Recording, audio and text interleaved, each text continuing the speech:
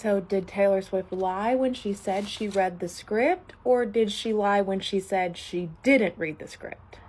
I did a little sleuthing, and it turns out that we've caught Taylor Swift in a bunch of lies. Like, a bunch of lies. I even wrote them all down so that I could tell them to you guys. So let's get into it. In a resurfaced interview we saw where Blake Lively was talking about how, quote, in her own words, Taylor was with me the whole time. She really lived this with me. So we can assume that the whole time includes from casting to the end. So we can assume that Blake brought Taylor in as soon as she was cast, which is where we catch Taylor in the first lie. Somebody call Tree Payne and tell her that you guys need to release some more things so that people get distracted, because we're catching up on the lies, and we're well aware that Taylor Swift was involved in this the entire time, despite what Blake Lively wants to say. Her own words say that Taylor was involved with this the entire time. So stop saying, don't bring Taylor into this, because Blake brought Taylor into this. Her bestie brought her into this, and she's going to stay in it until she actually tells the truth of what happened, which might happen at a deposition if she's subpoenaed. Here's where the information starts to get a little convoluted, and we don't really understand who's telling the truth. After seeing the Young Lily audition tape, which Justin Baldoni showed to Blake Lively and Taylor, which he says in an interview, Taylor said she was perfect for Young Lily. Allegedly, a source, maybe it's Tree Payne, said that she had nothing to do with the casting. So after the lady who plays Young Lily goes on the red carpet and says on national TV that Taylor helped with her casting, as well as the director saying he showed the audition tape to Taylor and Blake, and that Taylor wanted Young Lily to be played by Isabella. So who is the alleged source that told TMZ that Taylor had nothing to do with the casting? Was that Tree Payne? Or was that another source? Like, who would that be? Who would know?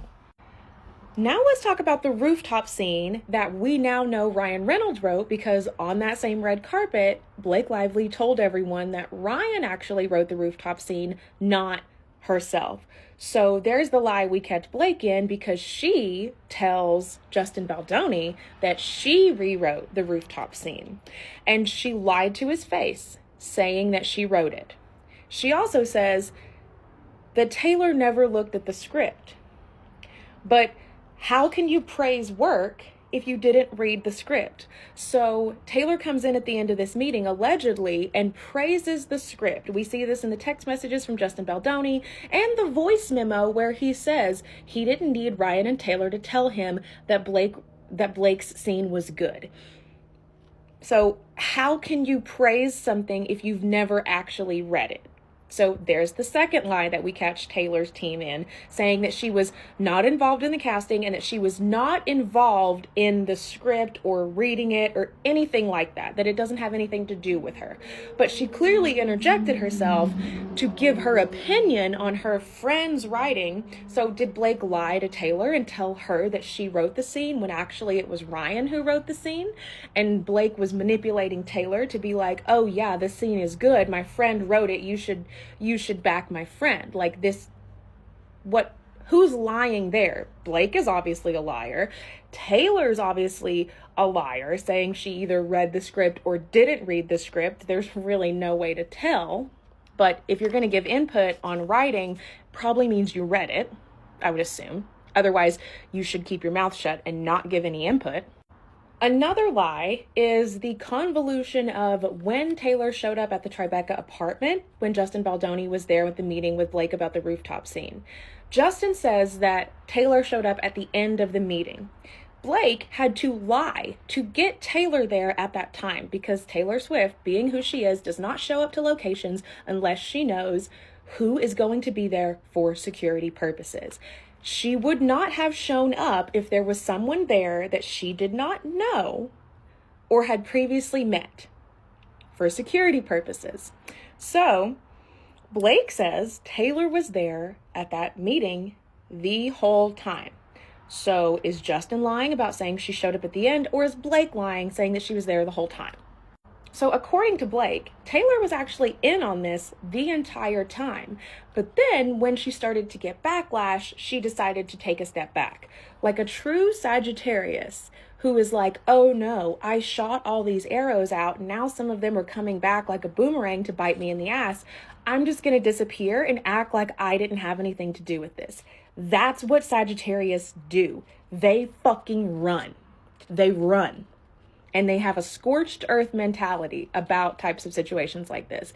If it's going to affect their reputation, they're going to get the hell out of Dodge. That's what she tried to do. But the internet doesn't sleep. And we found out that she's also lying.